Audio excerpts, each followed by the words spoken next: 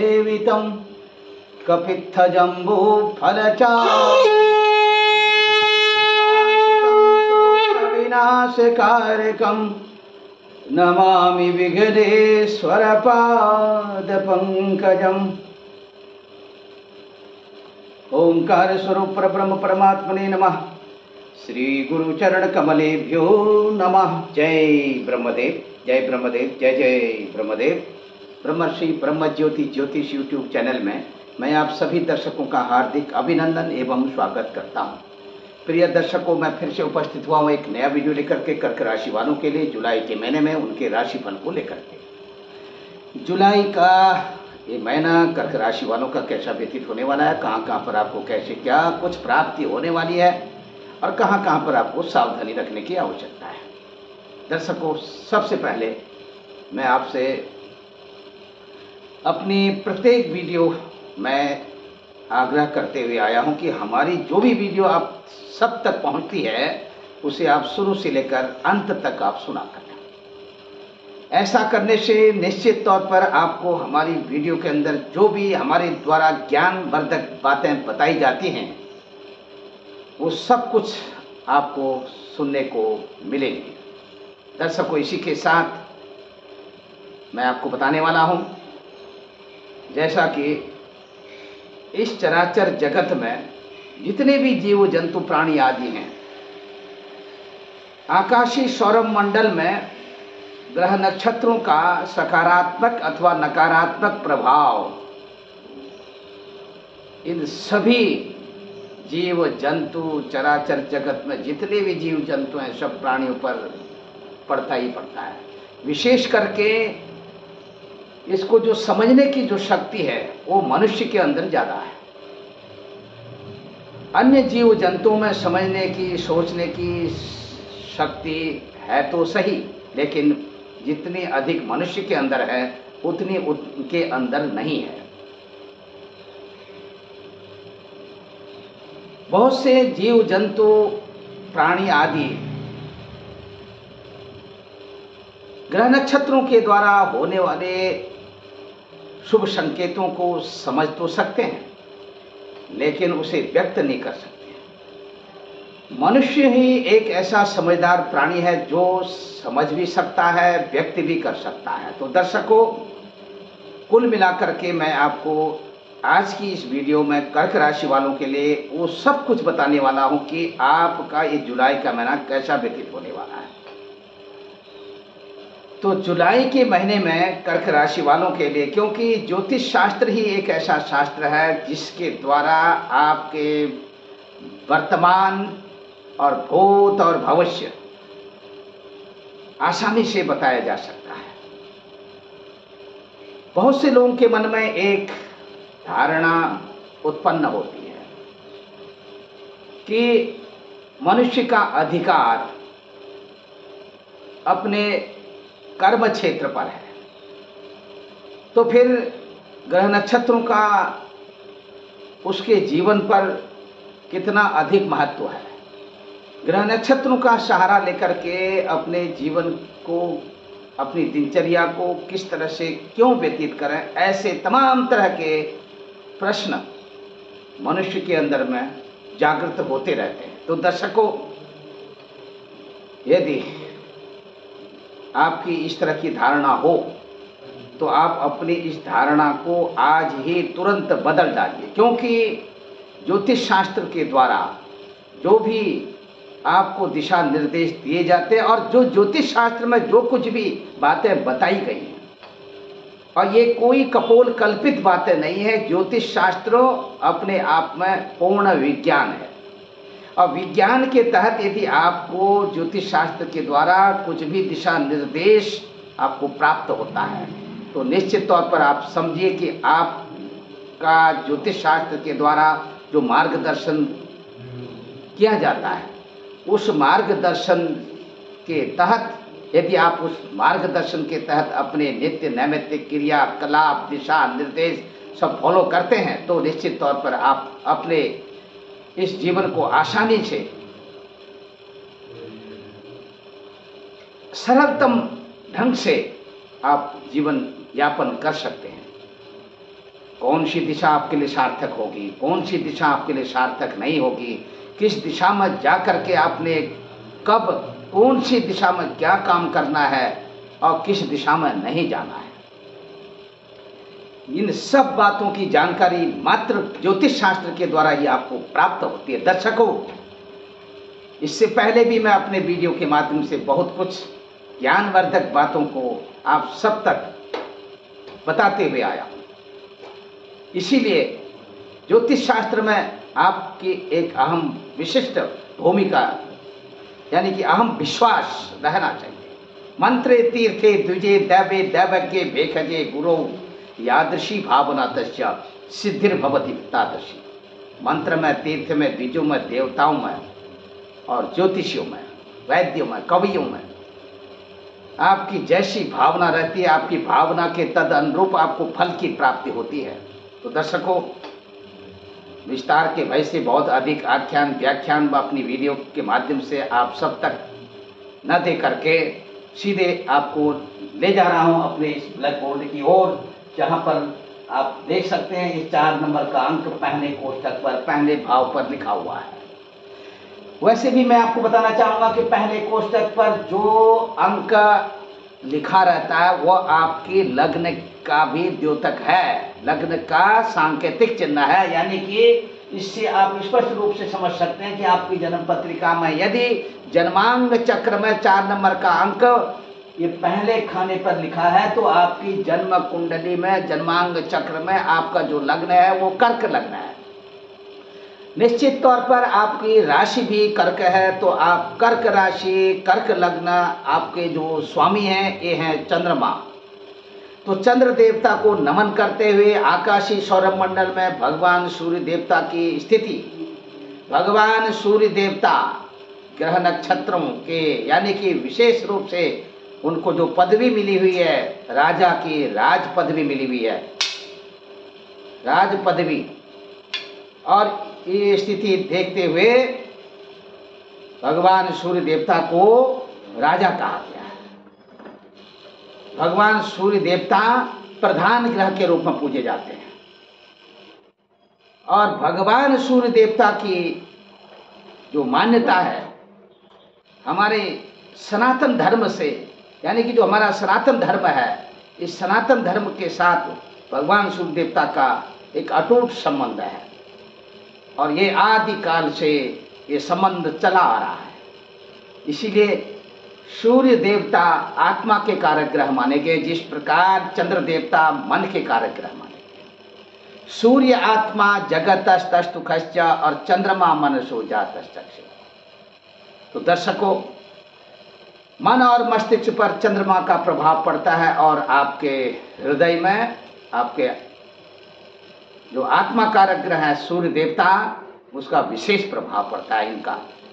तो दर्शकों, यहाँ पर देखिए ये जो पहला खाना है ये प्रथम भाव है और ये जो दूसरा खाना देख रहे हैं ये दूसरा भाव है। इस तरह से आप तीसरे, चौथे, 5वें, 6ठे, 7वें, 8वें, 9वें, 10वें, 11वें, 12वें, इस तरह से 12 भाव हैं दर्शकों। ये आपके इस जन्मांग चक्र में अथवा इस राशि चक्र में 12 भावों की स्थिति यहाँ पर विद्यमान रहती है। 12 भाव यानी कि भाव जो है दर्शकों, ये हमेशा मैं बताते आया हूं कि भाव स्थिर होते हैं, भाव कभी चलायमान नहीं होते। राशियां ये बदलती रहती है। जैसे यहाँ पर अभी 4 नंबर की राशि है तो ये कर्क राशि है। यहाँ पर कर्क राशि से ही हम आगे अग्रिम गणना करेंगे। जैसे 4 नंबर का अंक यहाँ पर है तो 4 नंबर के बाद फिर 5 नंबर का अंक हमने लिखा है, फिर 6 नंबर का, 7 नंबर का। यदि यहाँ पर जोड़िया की सर्वप्रथम राशि मेष राशि यहाँ पर विद्यमान हो तो इसको लग्न मान करके आगे हम गणना करेंगे तो मेष, वृषभ, मिथुन इस तरह से गणना होगी, लेकिन भाव फिक्स रहेंगे। अब बताते हैं सूर्य देवता की स्थिति। सूर्य देवता इस समय में मिथुन राशि पर संचरण कर रहे हैं, आपकी राशि से 12वें स्थान पर। 12वां स्थान दर्शकों ये दुख का स्थान माना गया है। जन्म पत्रिका में, जन्म कुंडली में 6, 8 और 12 को दुख स्थान कहते हैं। इसीलिए इस स्थान पर ग्रहों की स्थिति अच्छा फल नहीं देती है। तो दर्शकों, सूर्य देवता की ये स्थिति यहाँ पर, क्योंकि साथ में शुक्र देवता भी हैं, सूर्य देवता और शुक्र देवता का ये कॉम्बिनेशन है 5 जुलाई तक का कॉम्बिनेशन, ये बहुत अच्छा नहीं है। ये आपको नेत्र पीड़ा और शारीरिक तौर पर अस्वस्थ रहने जैसी स्थिति उत्पन्न करेगा। सिर में दर्द हो और साथ ही साथ आपके शरीर में कहीं न कहीं हल्के छोटे लाल कलर के दाने, यानी कि छोटे छोटे दाने आपके शरीर में निकल सकते हैं। इस स्थिति से बचने के लिए आपको नित्य प्रतिदिन भगवान सूर्य देवता के निमित्त उनको जल दान करना चाहिए, अर्घ्य दान देना चाहिए और साथ ही साथ भगवान सूर्य देवता के निमित्त ओम भास्कराय नमः, ओम मित्राय नमः, ओम रवये नमः, ओम खगाय नमः, इस तरह से भगवान सूर्य देवता के इन 12 नामों का उच्चारण करते हुए भगवान सूर्य देवता की आराधना करनी चाहिए, उनको नमस्कार करना चाहिए। तो निश्चित तौर पर ये 5 दिन जो है ये आपके लिए थोड़ा सा कहीं न कहीं आकस्मिक रूप से आँखों से कुछ पानी निकलना, आँखों में जलन होना, इस तरह की स्थिति उत्पन्न कर सकता है।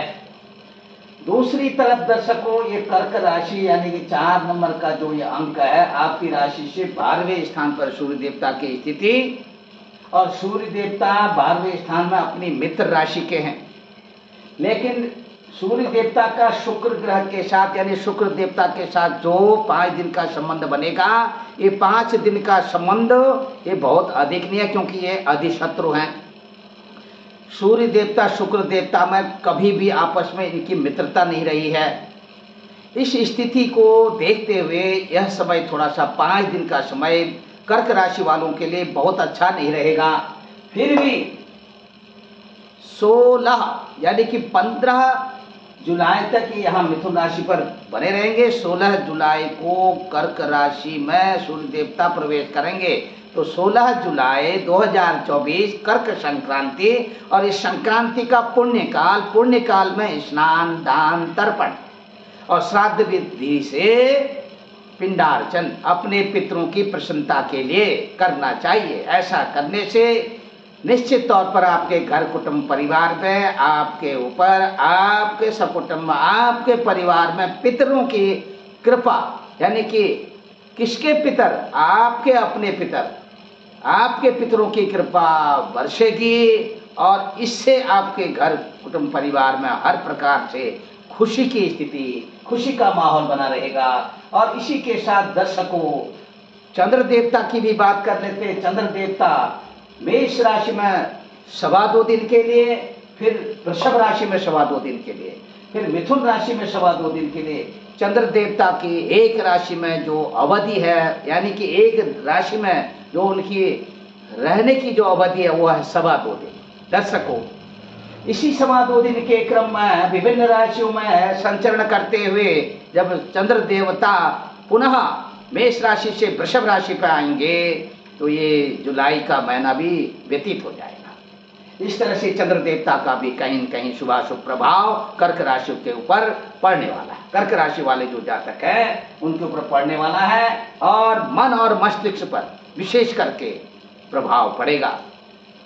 अच्छे अच्छे विचार आएंगे और अपने अच्छे अच्छे विचारों के तहत इस जुलाई के महीने में वो सब कुछ करने में आप सक्षम रहेंगे, क्योंकि आपका जो चिंतन है वो बहुत सार्थक होगा। दर्शकों, जब चिंतन सार्थक हो, आपकी सोच और समझ सार्थक हो, जो कुछ भी आप करेंगे तो वो आपका, यानी कि आपके अंदर में जो कुछ भी आप करेंगे वो सहज ही वो कार्य संपन्न हो जाएगा। और इसी के तहत दर्शकों, यहाँ पर जो स्थिति इस तरह से बन रही है और चंद्र देवता की स्थिति के साथ साथ में आप मंगल देवता की स्थिति को भी देख सकते हैं। मंगल देवता दशमे अंगारको यस्य सजातो कुल दीपकः। इसलिए जो है ये बहुत प्रशंसा की गई है ज्योतिष शास्त्र में दशम स्थानस्थ मंगल की। तो ये अपने स्वग्रही होकर के, और दूसरा यहाँ पर देखिए कर्क राशि वालों के लिए विशेष करके यहाँ पर रुचक नामक योग भी बन रहा है। पंच महापुरुष योग के अंतर्गत एक योग है रुचक योग, और ये रुचक योग की स्थिति आपके लिए बहुत अच्छी यानी कि स्थिति उत्पन्न कर रहा है कर्क राशि वालों के लिए। विशेष करके जो लोग अपने देश की सेवा में लगे हुए हैं, सेना के पद पर हैं, सेना में यानी कि सेना में कार्यरत हैं, सेना नायक हैं, सेना में यानी कि सेना के जल सेना, थल सेना, वायु सेना, इनके जो अध्यक्ष हैं उनके लिए भी बहुत ये जो समय है बहुत अच्छा रहेगा। सेना में कार्य करने वाले लोगों के लिए विशेष करके ये समय बहुत अच्छा रहेगा, और डट करके अपने देश की रक्षा करने के लिए और अपने देश के लिए, अपने स्वयं के लिए, अपने स्वाभिमान के लिए हर प्रकार से संघर्ष करते हुए अहम भूमिका निभाते हुए नजर आएंगे। इसीलिए दर्शकों ये जो योग यहाँ पर बन रहा है ये बहुत ही बलशाली योग है। और दूसरी तरफ आप देख सकते हैं यहाँ पर जो ये योग की स्थिति बनेगी ये मात्र 11 दिनों के लिए, जुलाई के महीने में 11 जुलाई तक की स्थिति बनेगी। 12 जुलाई को मंगल देवता यहाँ से वृषभ राशि पर यहाँ पर आ जाएंगे, और वृषभ राशि में जब ये आएंगे तो यहाँ पर ये इन लाभ स्थान पर आएंगे। आपके स्थान से आपकी जो राशि है, राशि से लाभ स्थान यानी एकादश स्थान पर आएंगे। ये भी लाभ स्थान में मंगल ग्रह की स्थिति एकादश स्थान में बहुत ही प्रशस्त मानी जाती है। अब यहाँ पर मैं आपको बताने वाला हूँ फिर आपका जो मान सम्मान, यश और प्रतिष्ठा, आप दूसरी तरफ से कुछ राजनीतिक लोगों के साथ में आपका, कुछ नए लोगों के साथ में आपका संपर्क स्थापित होगा, और अपने राजनीति के क्षेत्र में पहले से ही यदि आपकी पकड़ बनी हुई है तो इस दौरान जुलाई के महीने में और अधिक पकड़ बनने के संयोग बनते हुए नजर आ रहे हैं। बुध देवता की स्थिति को भी यहाँ समझ सकते हैं दर्शकों। बुध देवता आपकी अपनी स्वयं की राशि पर यहाँ पर बुध देवता की स्थिति है, और बुध देवता कर्क राशि पर यहाँ पर अपनी यथावत स्थिति बनाए रखेंगे, और दूसरी तरफ में ये बुध देवता यहाँ कर्क राशि में 18 जुलाई तक रहेंगे। 19 जुलाई को बुध देवता यहाँ पर ये देखिए सिंह राशि पर आ जाएंगे। 19 जुलाई के लिए 19 जुलाई को बुध देवता सिंह राशि पर आएंगे। सिंह राशि पर आएंगे तो ये भगवान सूर्य देवता की राशि है। सूर्य देवता बुध देवता की आपस में अधिमित्रता है, और दूसरी तरफ से आप देख सकते हैं दर्शकों, बुध देवता जब तक आपकी अपनी स्वयं की राशि पर रहेंगे, यहाँ पर 16 जुलाई से लेकर 16, 17, 18 यानी कि ये देखिए यहाँ पर जो स्थिति रहेगी 18 जुलाई, 16, 17, 18 यानी 3 दिन की दर्शकों, 3 दिन की ये स्थिति रहेगी। ये सूर्य बुध का आपकी अपनी राशि पर बुधादित्य योग की स्थिति रहेगी, क्योंकि 16 जुलाई को सूर्य देवता कर्क राशि पर आएंगे बुध देवता के साथ। मात्र 3 दिन के लिए यहाँ पर आपकी राशि पर बुधादित्य योग अखंड साम्राज्य योग की स्थिति बनेगी, और यहाँ पर अचानक आपको धन लाभ होगा, यानी कि अपने इधर उधर जहाँ भी आपने अपना इन्वेस्टमेंट कर रखा होगा आकस्मिक कुछ शुभ सूचना मिलने के योग यहाँ पर परिलक्षित हो रहे हैं दर्शकों। इसी स्थिति में बुध देवता की स्थिति 19 जुलाई के से धनु राशि यानी कि धनु भाव पर यानी सिंह राशि पर बुध देवता की स्थिति रहेगी, और अपनी वाणी के द्वारा, जो लोग वाणी के द्वारा लोगों को लुभाते हैं, प्रभावित करते हैं, और वाणी के द्वारा होने वाले तमाम तरह के ऐसे कम्युनिकेशन से संबंधित रिलेटेड जो काम करते हैं उसमें भी बहुत अच्छी पकड़ होने वाली है, बहुत अच्छी सफलता मिलने वाली है। और दूसरा, अत्यधिक परिश्रम के द्वारा किया हुआ कार्य और आपको एक लंबे समय तक के लिए अपने कार्य क्षेत्र में टिकाऊ रखेगा, और इसी के साथ पराक्रम में वृद्धि के संकेत गुरु देवता की स्थिति, गुरु देवता वृषभ राशि में, आपकी राशि से एकादश स्थान में, एक कॉम्बिनेशन भी बहुत अच्छा कॉम्बिनेशन है। और यहाँ पर सीधे तौर पर गुरु देवता की जो दृष्टि पड़ रही है दर्शकों, 1 2 3 4 5 आपके पराक्रम स्थान पर गुरु देवता के गोचर में, यानी कि ट्रांजिट पोजीशन जो बन रही है आपके पराक्रम के लिए, आपके छोटे भाई बहनों के लिए गुरु देवता की ये दृष्टि पूर्ण दृष्टि है दर्शकों। और ये दृष्टि आपके लिए बहुत ही शुभाशुभ दृष्टि है। और ये आपके लिए आर्थिक दृष्टिकोण से भी, सामाजिक दृष्टिकोण से भी, और साथ ही साथ अपने इष्ट मित्र बंधु बांधवों के साथ आपसी तालमेल के लिए भी बहुत अच्छी स्थिति बनाते हुए और कुछ नए नए कामों की तरफ आप उन्मुख होने वाले हैं। और इसी के साथ में यहाँ पर फिर से मैं आपको दर्शकों बताऊंगा, आपका आत्मविश्वास बढ़ेगा। और साथ ही साथ जो स्थिति यहाँ पर बन रही है, शुक्र देवता की स्थिति को भी थोड़ा देखते हुए चलिए। शुक्र देवता देखिए, यहाँ पर शुक्र देवता की स्थिति, शुक्र देवता आपकी राशि से 12वें स्थान पर है और ये यहाँ पर 5 जुलाई तक रहेंगे। 6 जुलाई को शुक्र देवता यहाँ कर्क राशि पर आ जाएंगे। तो इस तरह से दर्शकों ये जो कॉम्बिनेशन, ये जो आप देख रहे हैं जो बन रहा है, 6 जुलाई तक की जो यहाँ पर जो आगे जो पोजीशन बन रही है, 6 जुलाई के बाद की जो स्थिति है, एक कर्क राशि वालों के लिए विशेष करके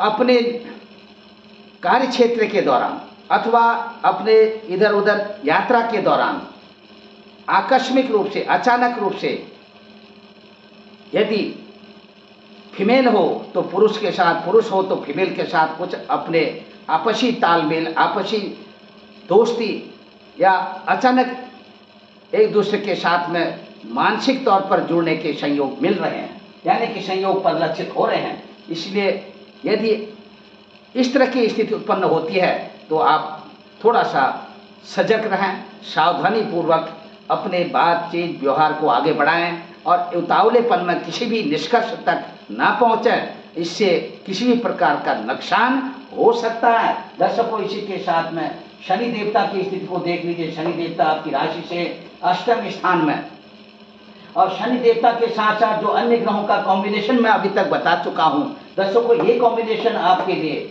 विशेष करके दूरदेशी यात्रा की ओर विशेष रूप से संकेत कर रहा है। ये दूरदेशी यात्रा में उत्तरी पश्चिमी देशों की यात्रा विशेष करके सफलता की ओर, और उत्तरी पूर्वी देशों की यात्रा भी बनते हुए, और दक्षिणी पूर्वी देशों की यात्रा आपके अत्यधिक रूप से सफलता की ओर बनते हुए नजर आ रही है। इसी के साथ में दूसरी तरफ आप देख सकते हैं राहु देवता मीन राशि में आपकी राशि से 9वें स्थान पर, यानी कि बहुत अधिक तीर्थ यात्रा भी आप जुलाई के महीने में करने वाले हैं। और तीर्थ यात्रा के दौरान जो जितने भी धार्मिक स्थल हैं उन धार्मिक स्थलों की ओर जाने वाले हैं। और दूसरी तरफ यहाँ पर जो प्रभाव मैंने वही शुक्र का बताया था, और यहाँ पर इष्ट मित्र बांधवों के साथ, और दूसरी तरफ में घर, भूमि, भवन, वाहन आदि के क्षेत्रों में भी आपके द्वारा कुछ इन्वेस्टमेंट किया जाने वाला है।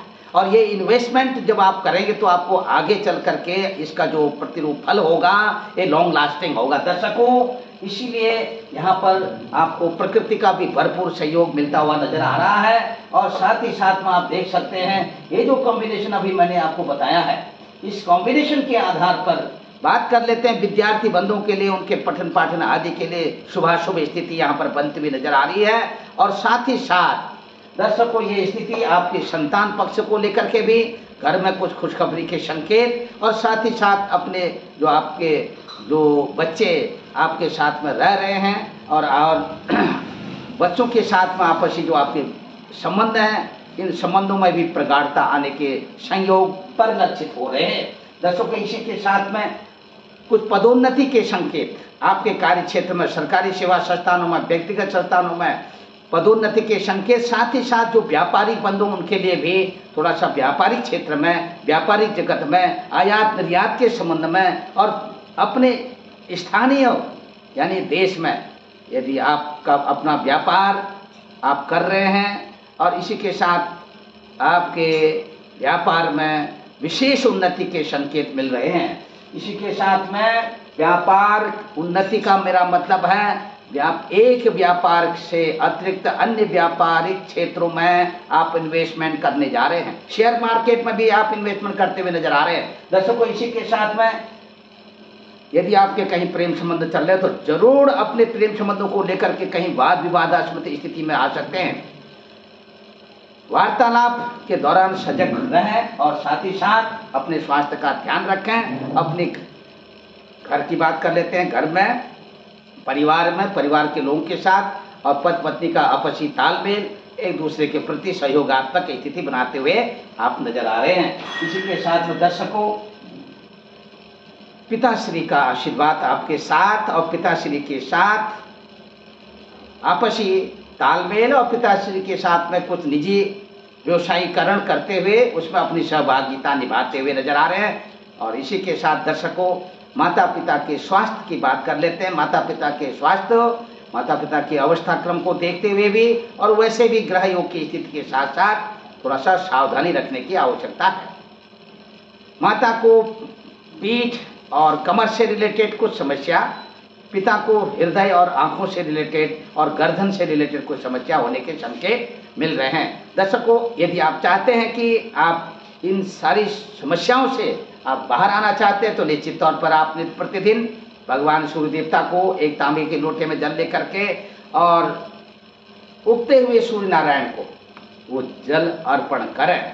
उसमें रक्त चंदन और थोड़ा सा गुड़ अवश्य मिला लें। ओम घृणी सूर्याय नमः करते हुए जल दे दीजिए और राम रक्षा स्तोत्र, आदित्य हृदय स्तोत्र का पाठ अवश्य करें। जिनको नेत्र पीड़ा की समस्या हो तो उन्हें चाक्षुषी विद्या का पाठ अवश्य करना चाहिए। इसी के साथ दर्शकों, प्रत्येक मंगलवार के दिन सुंदरकांड का पाठ, बजरंगबाण का पाठ तो करना ही चाहिए और रोज हनुमान चालीसा का पाठ करें।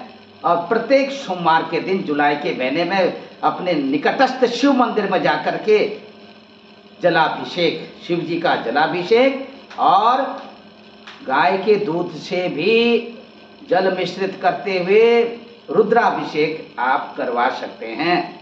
यदि आप स्वयं सक्षम हैं तो स्वयं करिए, नहीं तो आप जो है एकादश ब्राह्मणों के द्वारा या आप रुद्राभिषेक करवाइए। निश्चित तौर पर आपकी मनोकामना पूर्ण होगी, स्वस्थ रहेंगे। और इसी के साथ दर्शकों, शुरू से लेकर अंत तक आप हमारी वीडियो को देखें, सुनें और इसे लाइक करें, शेयर करें। और यदि आप हमारे चैनल में अभी नए हैं तो हमारे चैनल को सब्सक्राइब करें। और इसी के साथ यदि आप चाहते हैं कि हमारे द्वारा डायरेक्ट आप ज्योतिष विषय कुछ परामर्श करना चाहते हैं तो निश्चित तौर पर आप हमारा मोबाइल नंबर नोट कर लीजिए 9810148405 पर आप हमसे संपर्क करिए। यदि आपके कुछ अपने व्यक्तिगत क्वेश्चन हैं तो आप निश्चित तौर पर अपने प्रश्नों को हमारे इसी नंबर पर व्हाट्सएप पर आप हमें मैसेज करिए अथवा कमेंट बॉक्स पर भी आप अपनी विचारधाराओं को व्यक्त कर सकते हैं। तो दर्शकों, सर्वे भवन्तु सुखिनः, सर्वे सन्तु निरामया, सर्वे भद्राणि पश्यन्तु, मा कश्चित् दुःख भाग् भवेत्। ओम पूर्णमदः पूर्णमिदं पूर्णात् पूर्णमुदच्यते पूर्णस्य पूर्णमादाय पूर्णमेवावशिष्यते। जय ब्रह्मदेव, जय ब्रह्मदेव, जय जय।